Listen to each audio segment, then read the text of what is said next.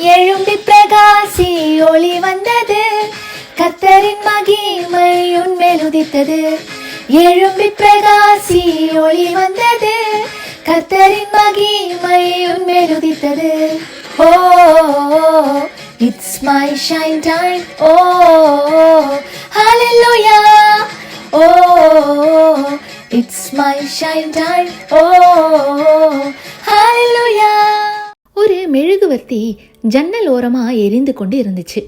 வெளியே காற்று கொஞ்சம் பலமா வீச ஆரம்பித்ததும் மெழுகுவர்த்திக்கு அணைஞ்சு போயிருவேணும்னு ஒரு பயம் வந்துருச்சு.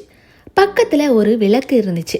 அந்த விளக்கு மெழுகுவர்த்திய பார்த்து, நீ வேணும்னா எனக்குள்ள வந்துரு, அப்போ காற்று வந்தாலும் புயல் வந்தாலும் அணையாம எரிஞ்சிட்டே இருப்பேன்னு சொல்லிச்சு. அந்த மெழுகுவர்த்தியும் விளக்குக்கு உள்ள போய் உட்கார்ந்துச்சு.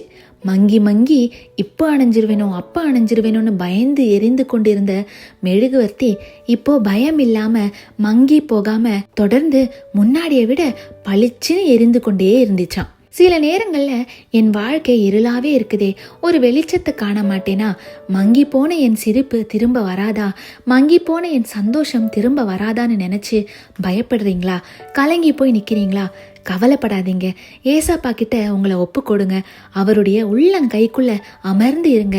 அவர் செட்டைகளின் மறைவில் ஒளிந்துக்கோங்க. உங்க வாழ்க்கை என்னும் விளக்கு அணையாம கர்த்தருக்காக எரிந்து கொண்டே இருக்கும்படி அவர் உங்களை நடத்துவார்.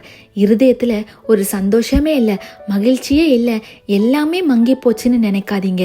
எழும்புங்க, கர்த்தரின் ஒளி உங்கள் மேல் வந்தது. கர்த்தர் உங்க வாழ்க்கைய ஒளி வீச செய்வார்.